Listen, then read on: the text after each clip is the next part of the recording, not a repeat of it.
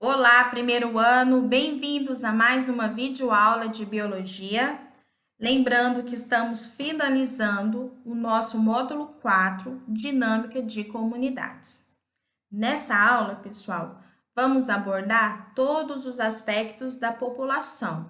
E para isso precisamos de revisar a diferença de comunidade e de população. Vamos lembrar lá do início do bimestre que população é o conjunto de indivíduos da mesma espécie que residem numa mesma área geográfica e que podem cruzar entre si. As comunidades são espécies diferentes ou um conjunto de populações diferentes.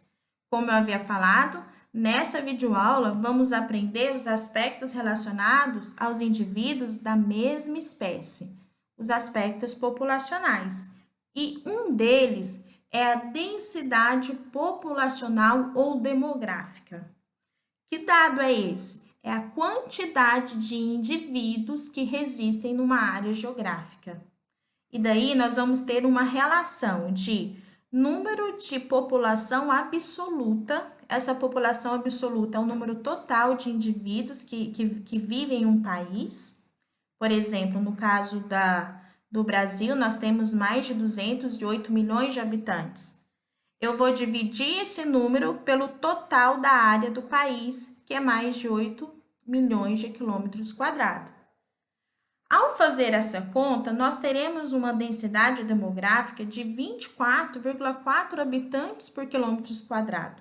Parece ser grande, mas quando você pega, por exemplo, o Vaticano, que é um dos menores países do mundo, o Vaticano ele apresenta 1.000 pessoas, 1.907 habitantes por quilômetro quadrado. Ou seja, eu tenho uma densidade demográfica muito maior. Então, revisando, densidade demográfica ou populacional é a quantidade de pessoas que vivem numa área restrita e não quantidade total de indivíduos. E o que nós temos de dado da nossa quantidade populacional do Brasil? Nós temos uma pirâmide etária que mostra que está tendo um envelhecimento da nossa população. Primeiro, está tendo uma desaceleração do número de indivíduos e a nossa população está envelhecendo por causa de dois aspectos.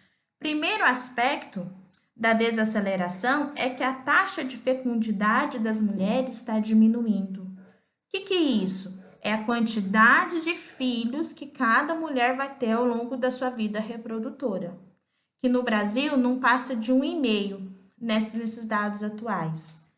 E o outro aspecto que aumenta a expectativa de vida, aumentando essa expectativa de vida, nós vamos ter mais idosos, ou seja, a nossa população vai envelhecer. E quais os aspectos que aumentam, por exemplo, essa expectativa de vida? Tudo está relacionado à saúde e à educação. Com a educação, a gente sabe que nós precisamos ter hábitos de higiene, precisamos de ter uma maior cobertura vacinal, e assim você vai diminuindo o índice de doenças e a taxa de mortalidade. Então, não devemos esquecer que no aspecto brasileiro, nós temos diminuído o número de indivíduos, está tendo esse processo de desaceleração, e o nosso povo tem envelhecido. Mas o que aumenta e o que diminui além das taxas de fecundidade? Agora nós vamos aprender todos os fatores que vão influenciar a população, tanto diminuindo quanto aumentando o tamanho da população, certo? E um desses aspectos são os aspectos da migração. A migração é um ato de ir e vir. Se eu tenho o processo de imigração, indivíduos estão chegando em uma nova área. Se eu tenho a emigração, são indivíduos que estão saindo de uma área. Agora imagina, pessoal, vamos entender por que as pessoas fazem a migração. Por que elas saem da sua moradia para buscar vida em outros locais? Ou chegam ou saem? Aí você vai ter vários aspectos, sempre relacionado à qualidade de vida, né? Geralmente para fugir da pobreza, para fugir de perseguições políticas, religiosas, questões relacionadas à guerra e principalmente condições climáticas.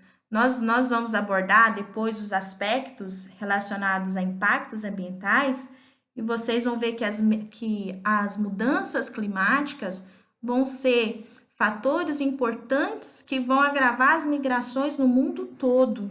Então, turma, isso a gente tem que considerar no aspecto assim muito sério. Então, revisando, a migração pode aumentar ou diminuir a população, certo? E relacionado à migração, nós temos um conceito chamado dispersão populacional. O que é dispersar? Sair. Dispersar é quando os filhos vão para um local diferente dos seus progenitores, dos seus pais. Por quê? Vamos ver o exemplo das aves. Nas aves, isso acontece para evitar o acasalamento entre membros da mesma família, ou seja, para evitar a consanguinidade. Nas plantas, que também acontece a dispersão, é uma forma, por exemplo, das sementes e dos frutos caírem longe da planta-mãe para que não aconteça a competição entre eles, para que eles não competem pela luz, para eles não competirem pela luz, pelo território, pelos nutrientes. Então, a dispersão populacional é um aspecto evolutivo que garante a sobrevivência da população. E isso está relacionado também com as migrações, certo? Além da imigração e da imigração, eu tenho outros fatores que também aumentam ou diminuem a população. E um deles é a taxa de natalidade, que é quantos indivíduos nascem em um período de tempo. E aí eu tenho essa continha, nascimento dividido pelo habitantes. Aqui é um exemplo para vocês fazerem em casa.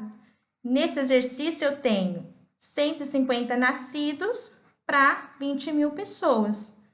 Ou seja, para cada 1.000 pessoas nasceram 7,75 crianças. Aí eu tenho a taxa de natalidade, certo? Mas eu tenho também a taxa de mortalidade, que eu descubro calculando o número de mortes em um determinado período pelo número de habitantes. Usando nesse exemplo 65 pessoas que morreram, 75 aqui, eu vou ter uma média de 3,75. Então, só para vocês verem que a natalidade aumenta o número de população e a mortalidade diminui. Por que que eu tenho que saber isso? Por que que eu tenho que saber de imigração, emigração, natalidade e mortalidade? Para eu ter esse cálculo aqui, que é a taxa de crescimento.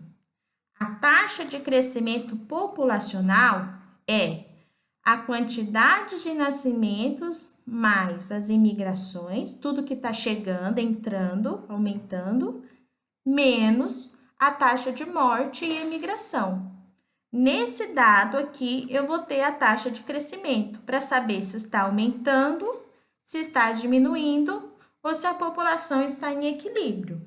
Vamos tentar aplicar essa conta no exercício de vestibular.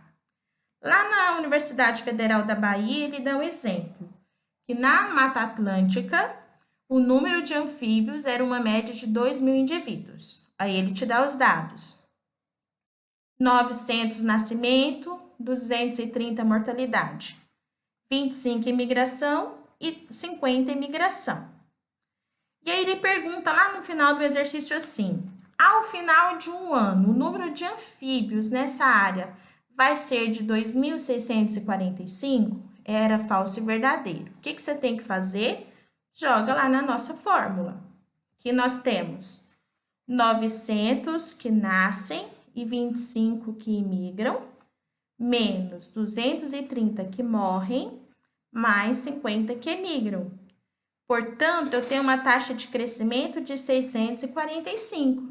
O aluno vai lá e marca 645, aonde ele erra.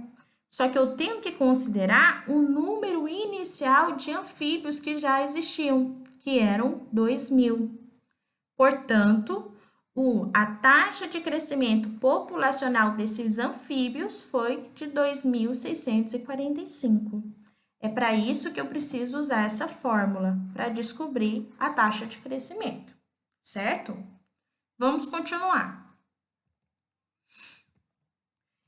isso, relacionado à taxa de crescimento, eu tenho uma curva de crescimento, que é mais ou menos o que nós já começamos a estudar lá na aula passada. Nesse tempo 1, ou etapa 1, eu tenho um crescimento lento, porque a espécie está começando a se adaptar ao ambiente, eu tenho pouca reprodução, está na vida ainda infantil, né? Depois eu vou ter a etapa 2. Nessa etapa 2, olha só, é a capacidade máxima de reprodução. Ele está aumentando a reprodução em um caráter exponencial, sim, sempre aumentado, que eu chamo de potencial biótico, lembram? No entanto, chega a fase 3, eu vou ter todas as características que vão impedir essa população de crescer exageradamente, que eu vou chamar de resistência ambiental. Então, aqui o 3 está indicando que essa população cresceu até atingir sua carga biótica máxima. Ela não pode passar daqui, porque senão vai faltar recurso. E sempre nós vamos ter esse gráfico, onde eu tenho um aumento do crescimento populacional até atingir o seu equilíbrio. Lembrando lá da aula passada, quem que fez com que essa curva entrasse em equilíbrio? Foram os aspectos da resistência do meio. Doenças, número de nutriente, território, tudo isso vai influenciar na carga que a espécie vai suportar no ambiente, certinho? E aí, tem esse exercício da PUC, que é mais ou menos o gráfico que a gente acabou de ver. Ele pergunta, a fase 3. A fase 3 está mostrando que dobrou o número de indivíduos, diminuiu a taxa de mortalidade, também não, migrou para outro ambiente, também não, atingiu a capacidade limite do ambiente, ou seja, a população ficou estável, porque se ela passa daqui, vai faltar recursos para os indivíduos da população. Este outro exemplo, também ele está mostrando o crescimento até atingir o nível B. Então, já para a gente ir direto na resposta, analisando o gráfico, é correto que a população tende, ao longo do tempo, ao equilíbrio, devido à capacidade de suporte do ambiente.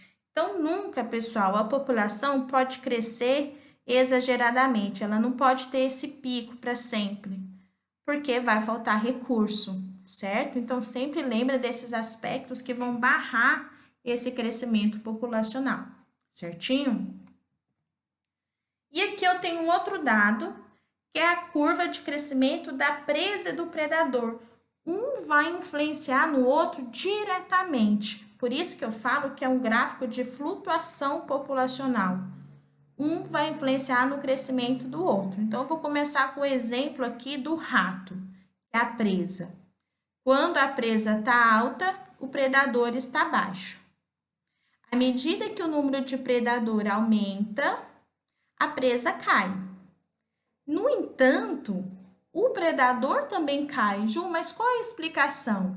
A explicação é que, como não vai ter comida suficiente, rato suficiente para as cobras, que é o predador, vai haver competição entre eles. E nessa competição, o número de predador vai cair e o predador cai. Quando o predador cai, é a hora da presa falar: poxa, é agora que eu vou reproduzir. E o número de presa aumenta. Então, eu vou ter sempre essa oscilação. Sempre que vocês virem esse tipo de gráfico, é um gráfico relacionado à presa e a predador, certinho? E aí, nós temos outros aspectos que afetam o tamanho da população. E um deles é o controle biológico, que nada mais é que você utilizar um predador ou inimigo natural para eliminar uma praga. Tem muitas vantagens. A vantagem é você reduzir o uso de agrotóxico, né, de defensiva agrícola, que é prejudicial ao corpo. No entanto, se eu fazer esse controle biológico sem planejamento, eu vou ter um problema de espécie exótica. Olha só o que aconteceu na Austrália, só para vocês terem uma ideia. Lá na Austrália, na década de 40, esse besouro da cana, a larvazinha dele, comia toda a plantação da cana, toda. E o pessoal falou assim, seguinte, vamos colocar o sapo cururu para se alimentar, então, do besouro e vai resolver o problema. No entanto, pessoal, quando colocaram o sapo cururu, que é nativo aqui da América do Sul, lá na Austrália, e esse gráfico mostra esse crescimento, mostrou-se que esse sapo cururu cresceu exageradamente, ele acabou virando uma espécie exótica invasora, porque chegou lá, não tinha predador para ele, tinha muita comida, tinha um território, e acabou ele sendo a praga, ele destruindo a plantação de cana. Então, às vezes, você fazer o controle biológico, que era para reduzir a população de um ser, você acaba aumentando essa nova espécie. E você tem um problema das espécies invasoras, certo? E para finalizar, eu quero que vocês façam o restante dos exercícios do módulo 4, que é o número 6.